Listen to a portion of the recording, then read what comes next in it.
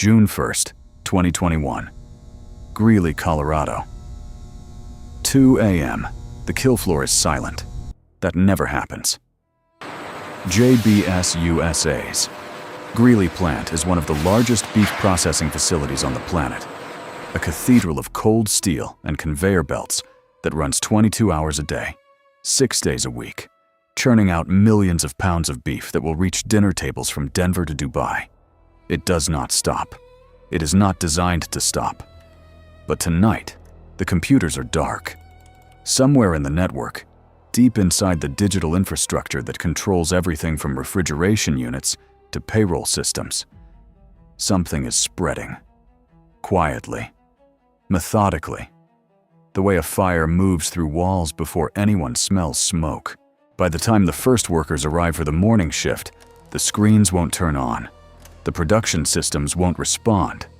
The entire operational backbone of the world's largest meat processing company has been encrypted, file by file, in the hours before dawn. In Australia, JBS plants are already offline. Canada is next. Across 5 countries, the machinery of a $50 billion company grinds to a halt. Not because of a strike, not because of a mechanical failure, but because a group of cyber criminals in Eastern Europe decided that beef was worth ransoming. 1 in every 5 pounds of beef consumed in America passes through a JBS facility. Now, none of it is moving. How do you hold the global food supply hostage from a keyboard?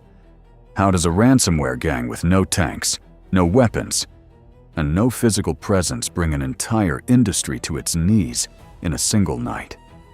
This is how. To understand what happened to JBS, you have to go back further than June 2021. You have to go back to a forum post. Somewhere around 2019, on a Russian-language cybercrime board, buried deep in the internet's gray zones, a new service appeared. It didn't advertise itself loudly. It didn't need to. Word traveled the way it always does in those circles, through reputation, through results, through the quiet testimony of criminals who had used it and gotten rich. The service was called REvil, short for Ransomware Evil, and it operated on a business model so coldly efficient it could have been lifted from a Harvard case study. REvil didn't hack companies directly, not always. Instead, it functioned as a ransomware-as-a-service platform, a criminal franchise. The core developers built the malware, maintained the infrastructure, ran the negotiation portals, and collected their cut. Then they recruited affiliates, independent hackers, who would do the actual breaking and entering, deploying REvil's ransomware inside corporate networks in exchange for a percentage of whatever ransom was paid. 70% to the affiliate, 30% to REvil. A business model, with revenue sharing, with customer support, with a dark web happy blog, where they publicly shamed victims who refused to pay by leaking their stolen data for the world to see. The group operated almost certainly out of Russia, a calculated choice, not a coincidence. Russian authorities had a long, well-documented history of tolerating cybercriminal activity, so long as it targeted foreign entities and stayed away from Russian systems. REvil understood this arrangement implicitly. They followed the unwritten rules. They prospered. By 2020, REvil was one of the most prolific ransomware groups on Earth. They had hit law firms, celebrities, tech companies. They had stolen data from a vendor connected to Apple and demanded $50 million in ransom. They had attacked Acer, Quanta Computer, the law firm Grubman Shire Meiselas and Sachs, whose client list included Lady Gaga, Madonna, and Donald Trump. Each attack was more audacious than the last, but food supply infrastructure, critical national supply chains, no, that was a different category of target entirely. That was the kind of attack that made governments pay attention. REvil was about to find out what happened when they crossed that line. The affiliate who targeted JBS, identity still not fully confirmed publicly, had likely spent weeks, possibly months, inside the company's network before triggering the ransomware. This is the part that rarely makes headlines, but defines how modern ransomware attacks work. The encryption is the last step, not the first.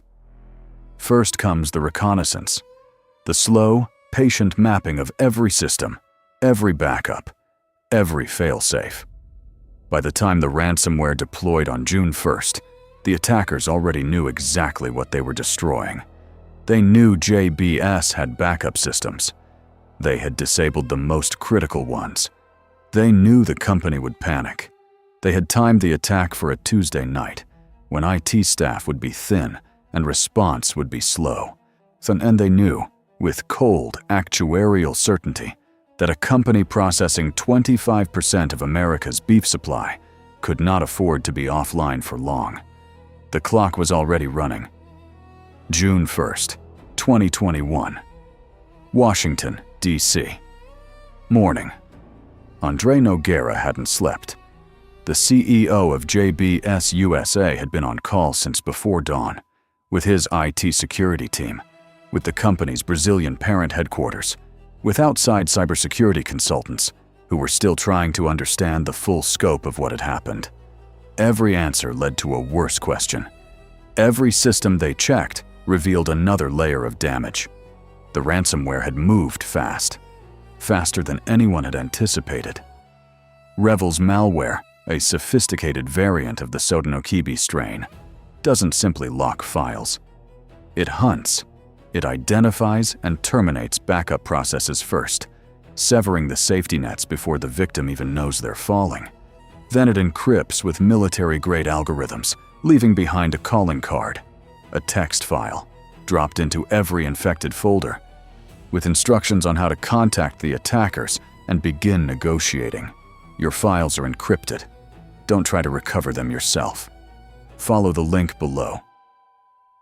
In Greeley, workers stood outside the facility in the June heat, phones in hand, waiting for news. Some had driven 40 minutes to work. Some had arranged childcare. The plant employed over 6,000 people in that facility alone. Now supervisors were telling them, "Go home. We don't know when we'll reopen." In Sao Paulo, JBS's global headquarters was in crisis mode. The company's leadership understood immediately what this meant, not just operationally, but politically. JBS was not simply a meat company. It was critical infrastructure. It fed nations. And now the White House was calling. The Biden administration had been watching ransomware attacks escalate for months. 3 weeks earlier, the Colonial Pipeline attack had forced a shutdown of the East Coast's primary fuel artery, triggering gas shortages and panic buying across 6 states. The administration had convened task forces, issued warnings, declared ransomware a national security threat. And now it was happening again. Faster. Bigger. White House spokeswoman Karine Jean-Pierre confirmed publicly that JBS had notified the administration of a ransomware attack and that the FBI was investigating. The USDA was on the phone with major meat processors, trying to assess whether alternative supply chains could absorb the gap. They couldn't. Not fully. Not fast enough. Within 24 hours of the attack, beef and pork prices began moving on commodity markets. Grocery chains quietly began contingency planning. McDonald's, Wendy's, and other major fast food purchasers started monitoring their supply buffers. Australia suspended all JBS beef exports. Canada's operations remained paralyzed. The leverage REvil had calculated was real. A modern food supply chain looks resilient from the outside. Vast, distributed, seemingly redundant. But pull one critical node, and the fragility underneath becomes visible almost immediately. JBS processed approximately 23,000 cattle per day in the United States alone. Every day those facilities sat dark. That beef didn't disappear. It backed up.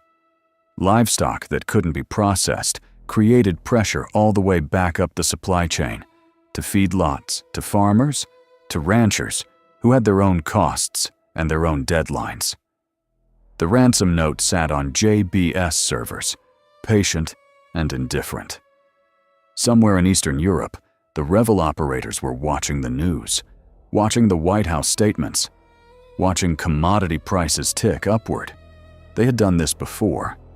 They knew exactly how this part of the story went. The victim always calls. June 2nd to 5th, 2021. Undisclosed location. Encrypted channels. The portal looked like a customer service website. That was the thing nobody talked about. How mundane the mechanics of paying a ransom actually were. REvil had built a negotiation interface accessible via the Tor network, clean and functional, with a chat window, a countdown timer, and a Bitcoin wallet address. It looked like something a mid-tier software company might build for enterprise client support. Except the countdown timer told you how long before they doubled the price. JBS engaged cybersecurity incident response firm Mandiant within hours of the attack.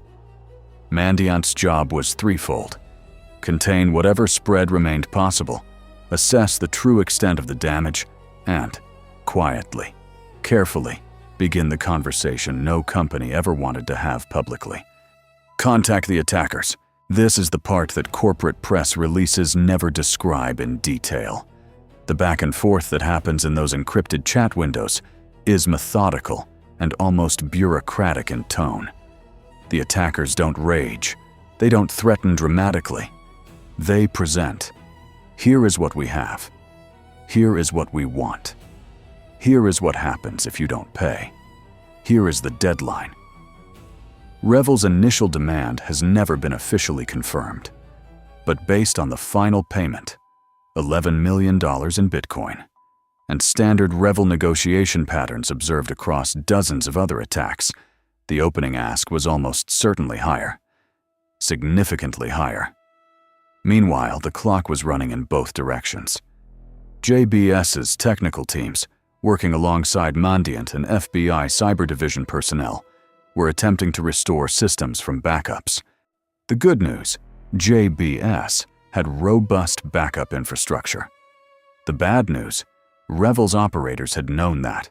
They had spent their weeks of pre-attack reconnaissance specifically identifying and corrupting the most critical backup systems, leaving others deliberately intact. A psychological calculation as much as a technical one. Give the victim just enough hope that they'll waste days attempting recovery before concluding, exhausted, that paying is faster. It is almost always faster. On June 3rd, JBS began bringing some facilities back online using restored backups, but some was not enough.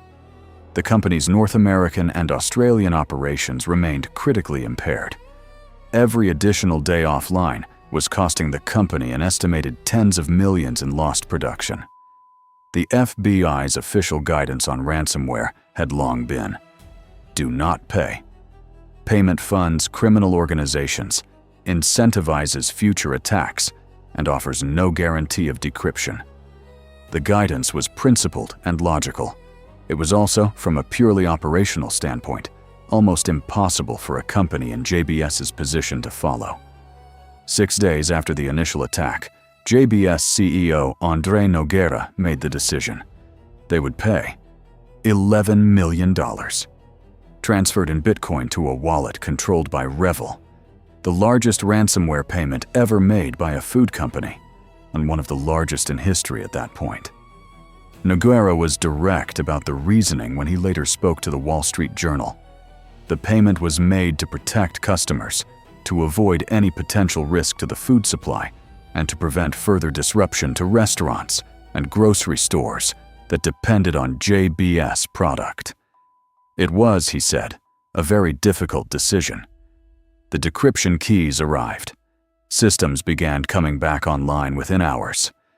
And somewhere in Eastern Europe, $11 million in Bitcoin, traceable in theory, anonymous in practice, began moving through a chain of wallets designed to make it disappear. Except this time, it didn't disappear completely. June 2021 to December 2021. Washington, D.C./Moscow/Bucharest. The U.S. government was furious, not quietly, diplomatically furious, publicly, explicitly, on the record furious, in a way that American administrations rarely allowed themselves to be when discussing cybercrime attribution. Deputy National Security Advisor Ann Neuberger appeared before cameras and named REvil directly. The FBI attributed the attack formally. The White House raised the issue in direct communications with the Kremlin. President Biden called President Putin. That phone call, one of several that summer touching on ransomware, carried a message that was blunt by diplomatic standards. If Russia continued to harbor ransomware groups operating against American critical infrastructure, there would be consequences. Biden publicly stated he had given Putin a list of 16 critical infrastructure sectors that should be considered off-limits to cyber attack. Meat processing was on the list. It had just been violated. The pressure on Moscow was unlike anything the ransomware ecosystem had experienced before. And REvil, whether out of fear or strategic calculation, did something that shocked the cybercriminal underground. They vanished.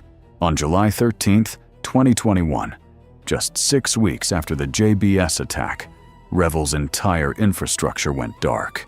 Their negotiation portals, their happy blog, their payment systems, offline. No announcement. No explanation. The servers simply stopped responding. In cybercriminal forums, speculation ran wild. Had the US conducted an offensive cyber operation against them? Had Russian authorities finally moved? Had the operators taken their money and quietly retired? The answer, it turned out, was more complicated than any single theory.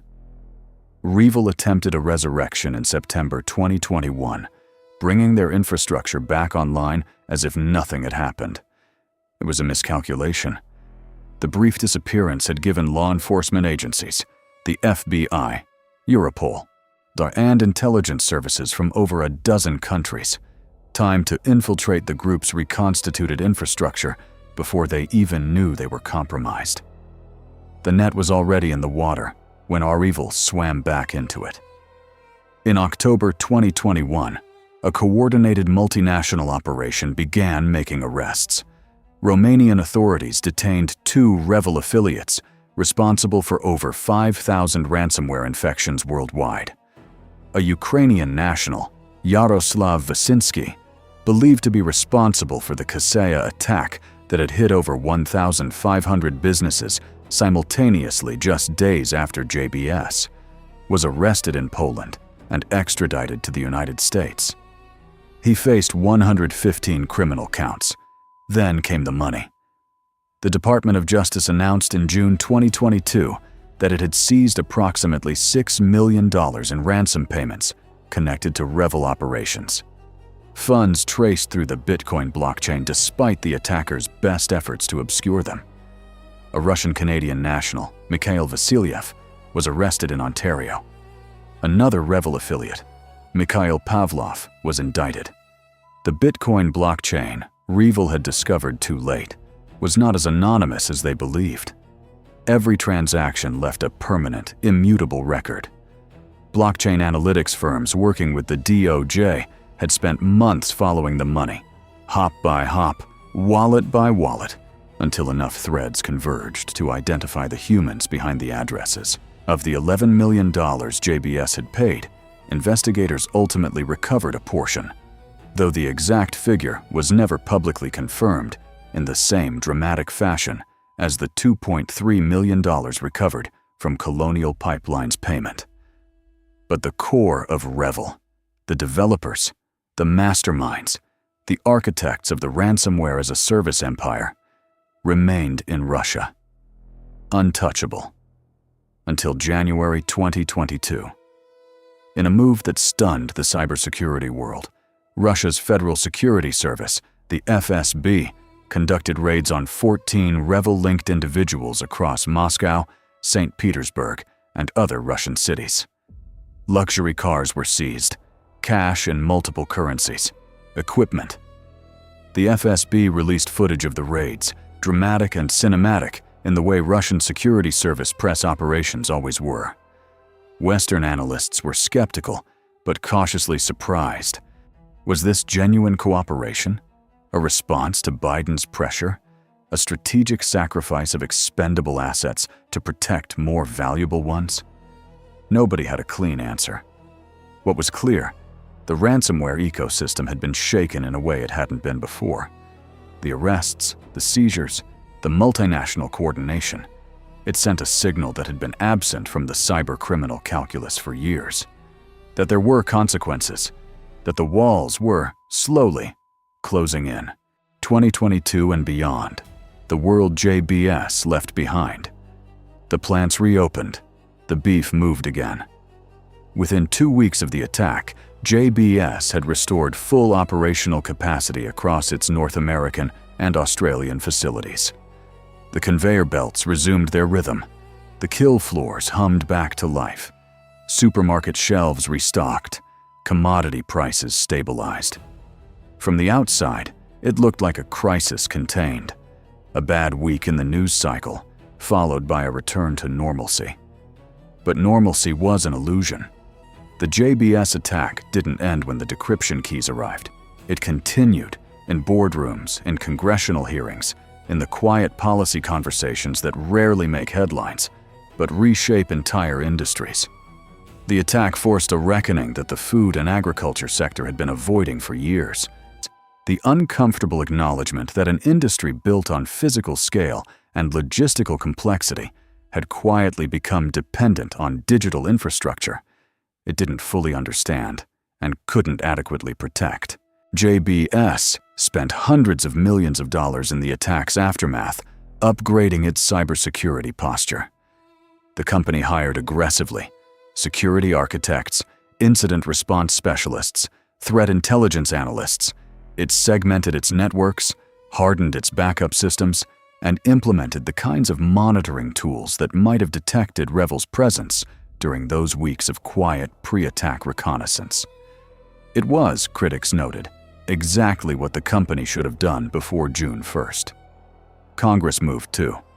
The Biden administration's subsequent executive orders on cybersecurity mandated stronger incident reporting requirements for critical infrastructure operators. The Cyber Incident Reporting for Critical Infrastructure Act, signed into law in 2022, required companies in critical sectors, including food and agriculture, to report cyber attacks to the Cybersecurity and Infrastructure Security Agency within 72 hours. The days of quietly negotiating with ransomware gangs while hoping nobody noticed were, at least officially, over. The $11 million payment haunted the policy debate for months. Every time a company paid a ransom, it validated the business model that made the next attack inevitable. Every dollar transferred to a criminal wallet funded better malware, better infrastructure, better recruitment. The ransomware economy was self-sustaining precisely because its victims kept feeding it. And yet the alternative, standing firm, refusing to pay, absorbing the operational damage, was a principle far easier to articulate in a policy paper than to execute when your plants are dark, your workers are idle, and the global beef supply is backing up behind your locked servers. The JBS attack didn't create this dilemma, but it illustrated it more vividly than almost any attack before it. REvil, as an organization, is effectively dismantled. The arrests, the seizures, the FSB raids, they collapsed the infrastructure that made the group operational. But the people who built it, the developers who wrote the Sodinokibi code, the masterminds who designed the ransomware as a service model, most of them remain free. Living quietly somewhere inside Russia's borders, beyond the reach of extradition treaties and international warrants.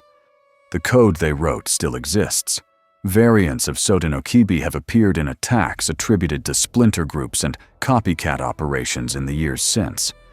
The business model they perfected, the franchise model, the affiliate network, the negotiation portal, the happy blog, has been replicated by successor groups with different names and the same fundamental logic. You find a target. You get inside quietly. You wait. You encrypt. You collect. The meat giant recovered. The criminal ecosystem adapted. And somewhere right now, in a data center that looks like any other data center, in a company that believes its backups are secure and its network is clean, the next attack is already in progress. The countdown timer is running. Nobody has noticed yet. Worm.